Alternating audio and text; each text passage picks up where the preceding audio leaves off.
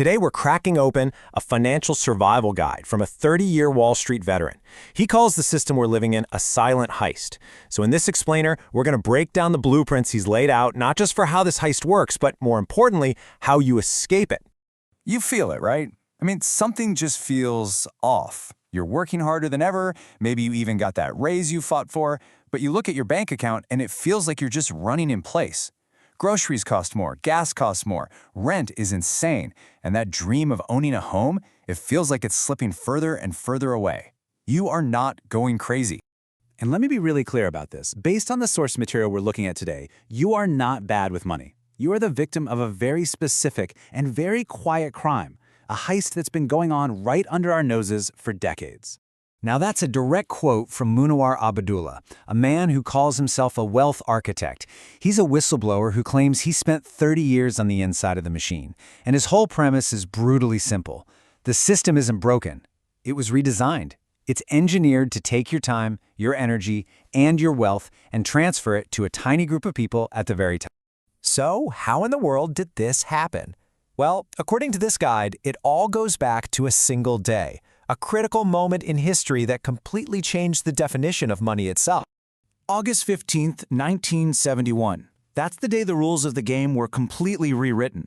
Before that day, a US dollar was basically a claim check for a real physical thing, gold. Money represented real work. It was a store of your energy. But after that day, the dollar was backed by, well, nothing, just a promise. And just like that, money became a political tool. The government essentially gave itself a magic money tree. And this is the master key to the whole heist. When the government needs more money, they don't have to pass unpopular tax laws anymore. No, they just print it. But here's the dirty little secret. Printing money is a tax. It's a hidden tax on every single person holding dollars. The number in your bank account stays the same, but its power to buy things is being silently stolen every single day.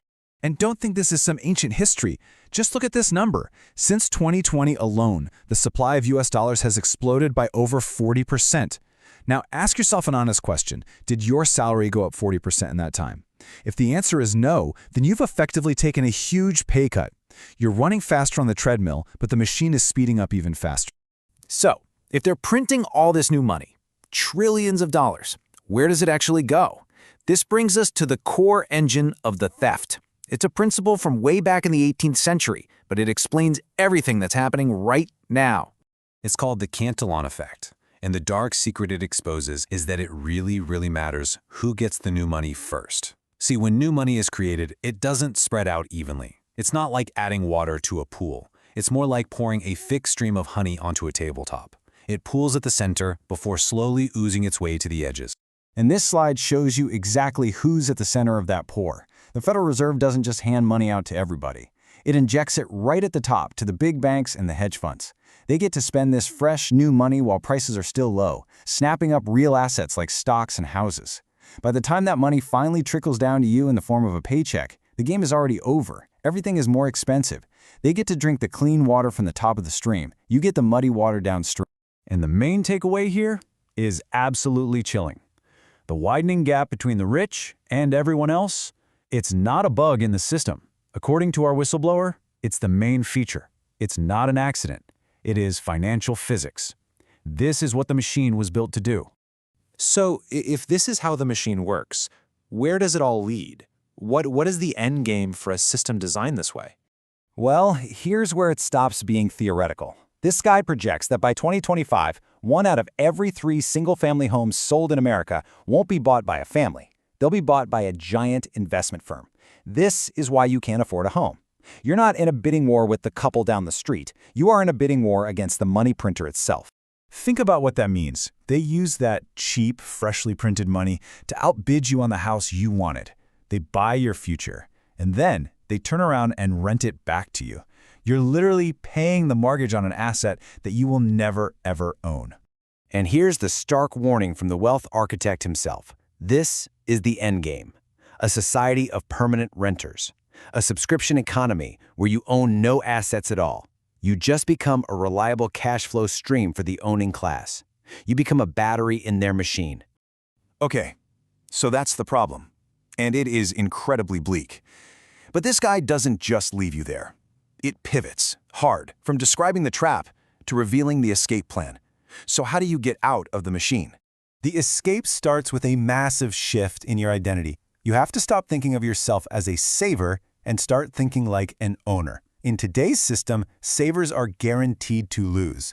Holding cash is like holding a melting ice cube. An owner, an architect, on the other hand, they understand the rules of this rigged game, and they use the machine's own momentum to their advantage.